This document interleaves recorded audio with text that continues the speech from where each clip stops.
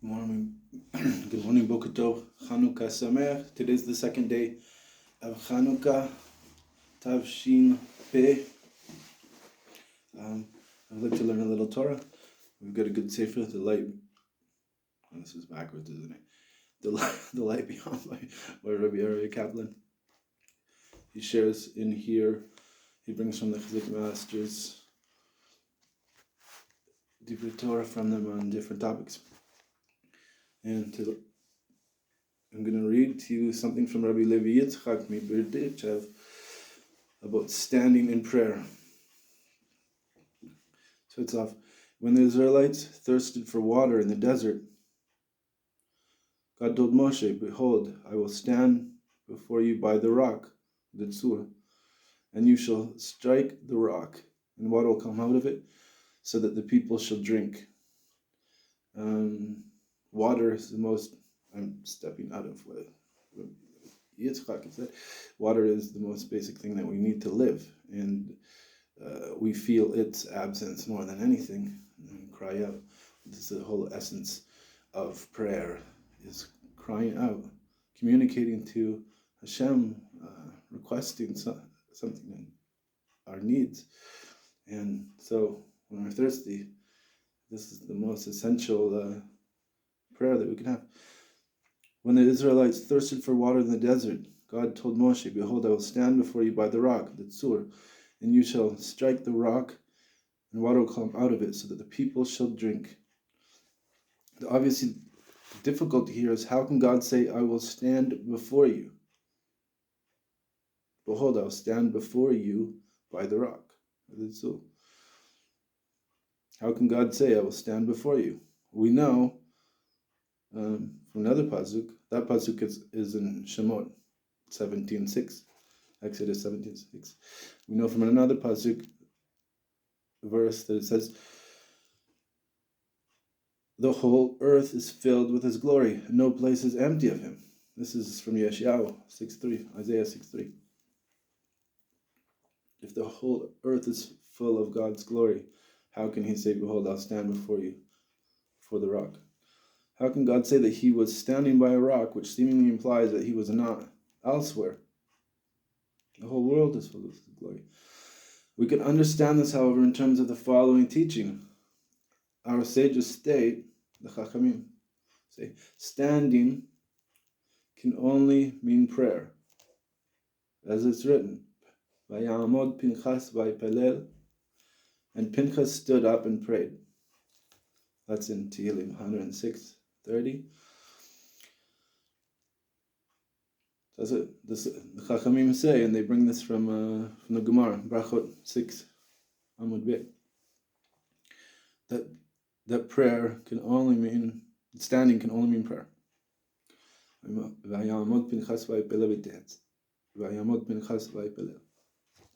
This teaching also presents a difficulty. How do we not find any mention of standing? Do we not find any mention of standing except with relation to prayer throughout the Torah and the other writings, the Tanakh? Standing is mentioned a lot. It's not always related to prayer. So how do they say this means only prayer? Don't we find any mention of standing except with relation to prayer? It's obvious that this has a deeper meaning. It cannot simply be taken literally. Actually, when our sages say that standing means prayer, they were not speaking of ordinary people. They were speaking of sages, chachamim, and saints, tzaddikim, individuals who can never be said to be standing. All their lives they are moving, both intellectually and spiritually, from one level to the next, from one spiritual universe to another, always growing,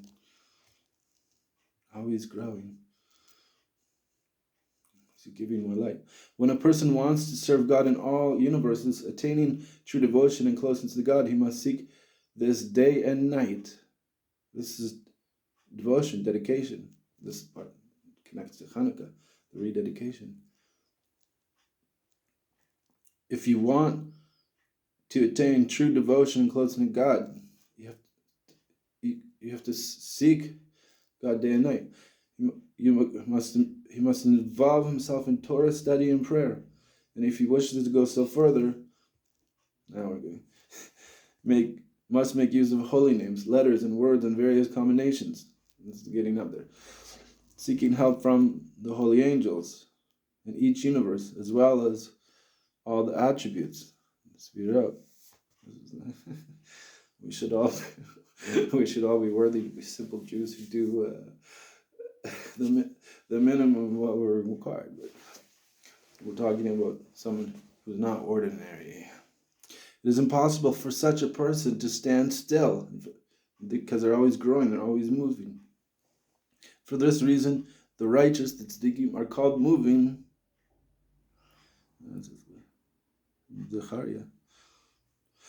The only time it is at all possible for such a person to stand still is during prayer, which is attachment to God.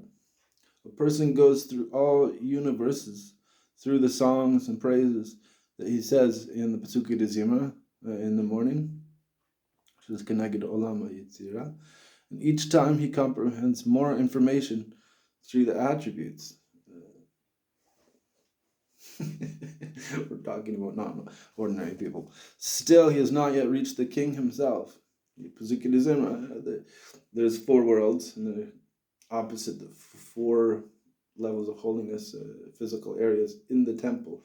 You're starting out, and you're going in from Har-Bayit, to Ezot Nashim, to Ezot Leviim, the Kodesh, Kodeshim. Each connected one of the 4 worlds.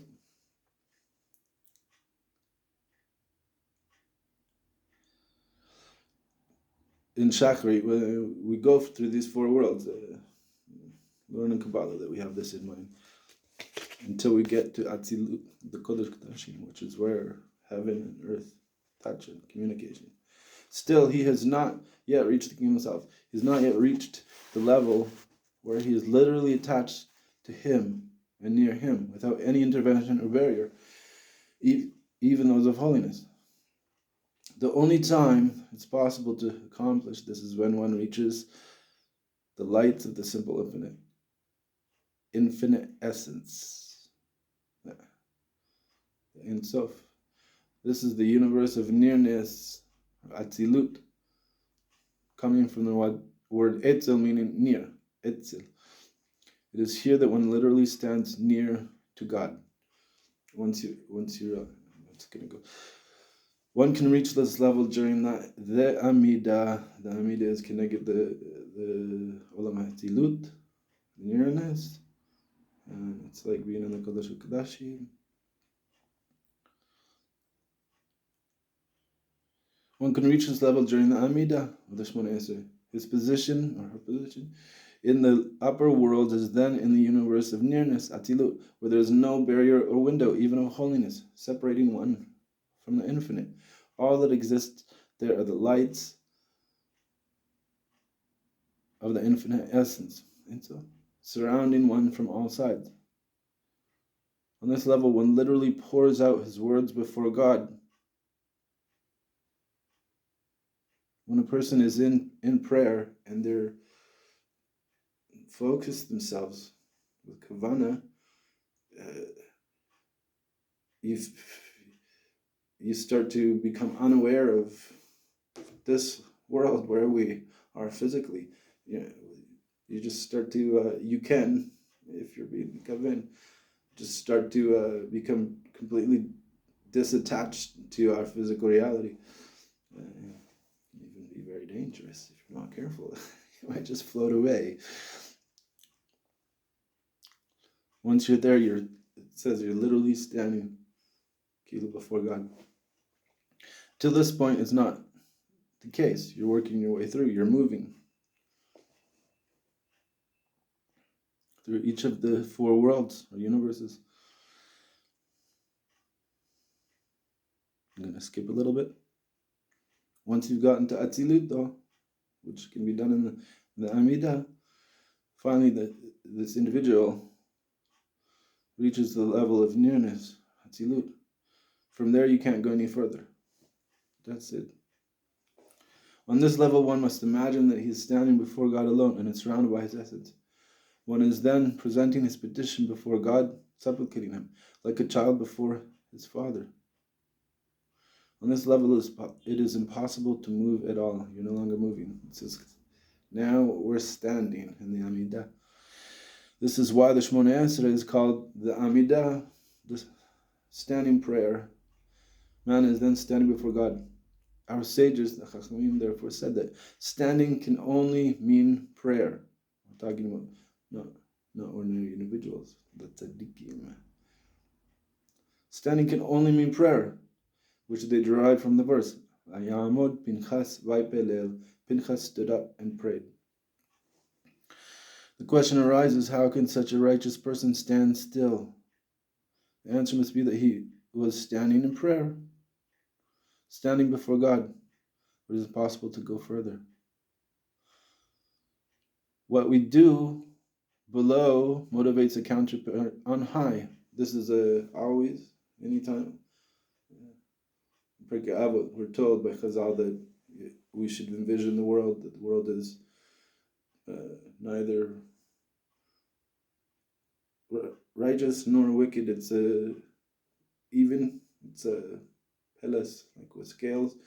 And if we do one mitzvah, we add it here, bring the world to merit, the entire world. If Khalila we do an Aveira, we have to view ourselves as every little thing we do manifests in the world. Whatever we do below, here on this earth, motivates a counterpart on high. Therefore, when we are on the level of standing before God alone, in the Amidah, then out of his love for his people, Hashem parallels our action. Then just as we stand before God, he stands before us. Our thoughts reach out to the central point, which is God's essence, the root of all things, the innermost point that gives existence to all.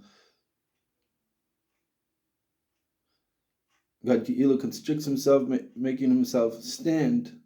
We said, how can I say that Hashem's going to stand by the rock? Hashem, the whole world is filled with his glory. Making himself stand on the point that is Israel. Am Israel. The point of thought from which he willed the creation of all universes. We're told, this is another discussion for another time, but in short, Am Yisrael is the reason that Hashem created the world. Everything was brought into being in order that God should be able to bestow good upon Yisrael.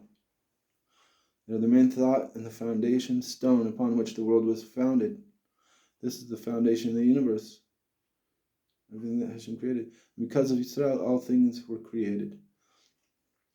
It's for this reason that God is called the Rock of Yisrael. In several places, in Shmuel Beit and in Yeshayahu. Tzul Yisrael. It's for this reason that God is called the Rock of Yisrael, which is Tzul in Hebrew. It has the same root as Tzulah, which is form. The form of Yisrael is engraved by God on the throne of glory, on the Kisei Kavod. This is because they were his main form and thought from the beginning. For this reason, God said, I will stand before you by the rock, when the people were thirsty. And Hashem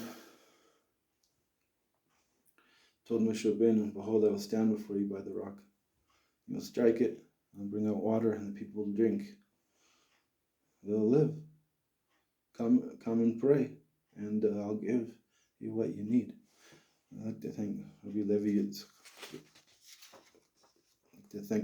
Yitzchak, maybe did Chef for his Torah, and I'd like to dedicate this little Torah that we've learned to Naama Yisachar, who's presently in prison in Russia, and Hodaya Mosagno, who's in prison in Peru. Hashem should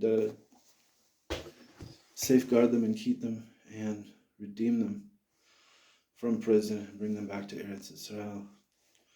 Hannukah Sameach, we all should have light and joy and clarity, and let's all grow and fulfill our purpose here in this world, to serve Hashem and to draw closer to HaKadosh Baruch Hu.